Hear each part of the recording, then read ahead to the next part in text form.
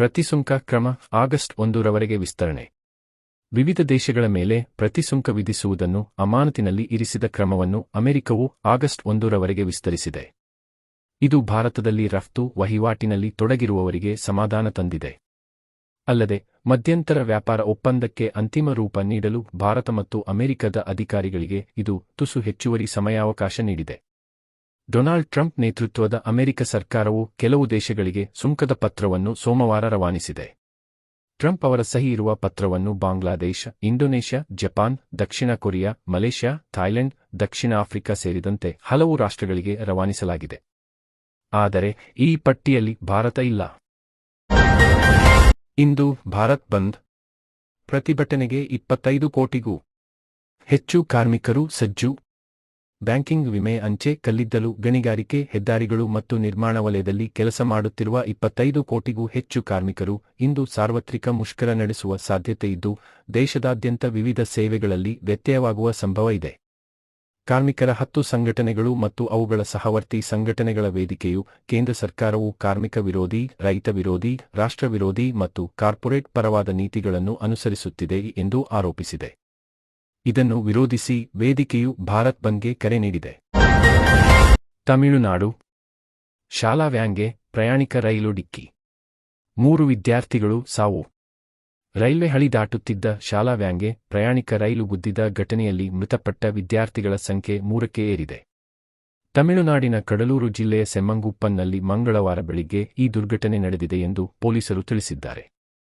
ಘಟನೆ ಸಂಬಂಧ railway crossing ಬಳಿ ನಿಯೋಜನೆಗೊಂಡಿದ್ದ ಗೇಟ್ ಕೀಪರ್ ಅನ್ನು ಪ್ರಶ್ನಿಸಿರುವ ದಕ್ಷಿಣ ರೈಲ್ವೆ ಆತನನ್ನು ಅಮಾನತುಗೊಳಿಸಿದ್ದು ದುರಂತಕ್ಕೆ ಕ್ಷಮೆಯಾಚಿಸಿದೆ. ಮಂಗಳವಾರ ಬೆಳಿಗ್ಗೆ 7:45ರ ಹೊತ್ತಿಗೆ ಕಡಲೂರು ಮತ್ತು ಅಲ್ಪಕ್ಕಂ ನಡುವಿನ ಗೇಟ್ ಸಂಖ್ಯೆ 170ರಲ್ಲಿ ಮಕ್ಕಳನ್ನು ಕರೆದೊಯ್ಯುತ್ತಿದ್ದ ಶಾಲಾ ವಾಹನ ದಾಟುವಾಗ ವಿಲ್ಲುಪುರಂ ಮೈಲಾಡುತುರೈ ರೈಲು ಸಂಖ್ಯೆ 56813 ರೈಲು ಗುದ್ದಿದೆ. ಪರಿಣಾಮ ಹಳಿಯಿಂದ ತುಸು ದೂರಕ್ಕೆ ಹೋಗಿ ಶಾಲಾ ವಾಹನ ಪಲ್ಟಿಯಾಗಿದೆ. ಉಗ್ರರ ನಂಟು.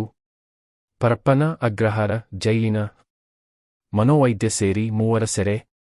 ರಾಜ್ಯವೂ ಸೇರಿ ದೇಶದ ಹಲವೆಡೆ ವಿಧ್ವಂಸಕ ಕೃತ್ಯಕ್ಕೆ ಸಂಚು ರೂಪಿಸಿದ್ದ ಪ್ರಕರಣಕ್ಕೆ ಸಂಬಂಧಿಸಿದಂತೆ ಬೆಂಗಳೂರು ಮತ್ತು ಕೋಲಾರದಲ್ಲಿ ಶೋಧ ನಡೆಸಿದ ರಾಷ್ಟ್ರೀಯ ತನಿಖಾ ದಳದ ಎನ್ಐಎ ಅಧಿಕಾರಿಗಳು ಪರಪ್ಪನ ಅಗ್ರಹಾರ ಜೈಲಿನ ಮನೋವೈದ್ಯ, ಸಶಸ್ತ್ರ ಮೀಸಲು ಪಡೆಯ ಪೊಲೀಸ್ ಅಧಿಕಾರಿ ಸೇರಿ 3ರನ್ನು ಬಂಧಿಸಿದ್ದಾರೆ.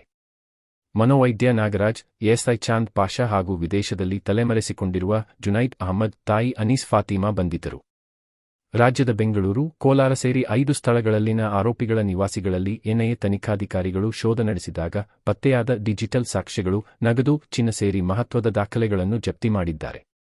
ವೈದ್ಯ ನಾಗರಾಜ ಮನೆ ಸಿಆರ್ ಉತ್ತರ ವಿಭಾಗದಲ್ಲಿರುವ ಚಾಂದ್ ಪಾಷಾ ಅವರ ಸಿಆರ್ ವಸತಿ ಗೃಹ ಹಾಗೂ ಕೋಲಾರ ಆರ್.ಟಿ. ನಗರದಲ್ಲಿರುವ ಜುನೈದ್ ಅಹಮದ್ನ ಮನೆ, ವೈದ್ಯ ನಾಗರಾಜ್ಗೆ ಸಹಾಯಕಿಯಾಗಿದ್ದ ಪವಿತ್ರ ಮನೆಯಲ್ಲಿ ಎನ್ಐಎ ಅಧಿಕಾರಿಗಳು ಶೋಧ ನಡೆಸಿದ್ದಾರೆ.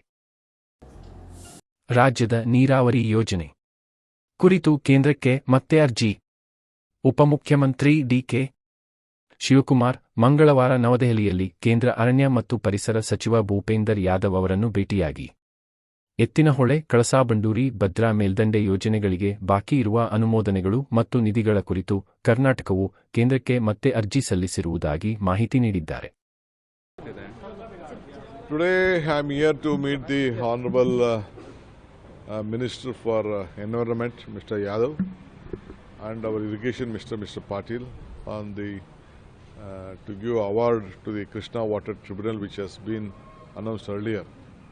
2 meetings was been fixed, 2 days it was been fixed, and it has been postponed due to unavoidable circumstance. I don't know what were the circumstances. Again, I am meeting the Honorable Minister for Water Resources to see that award is passed. Number second is that we have 2 major issues pending. One is for drinking, two of them are for drinking water. One is Kalsa-Banduri and other is that Ethinole project, which is already on the pipeline. Both works have been, Ethinole is almost in a verge of 60%, 70% of the work is over. But due to some technical reason, it has been stopped by the Forest Department. So we have given them an alternative land. There is a very big project and a very marvelous aqueduct also has been conducted, built up there, which is one of the Asia's largest, biggest aqueduct, 10.4 kilometers, which has already been published in the national and international media also. And apart from that, on the Kalsa Banduri project, I think the minister said that they have come to some conclusion discussing with the counterpart ministers. I am meeting the other central ministers also in this regard to seek their help and advice. I hope it will be sorted out as early.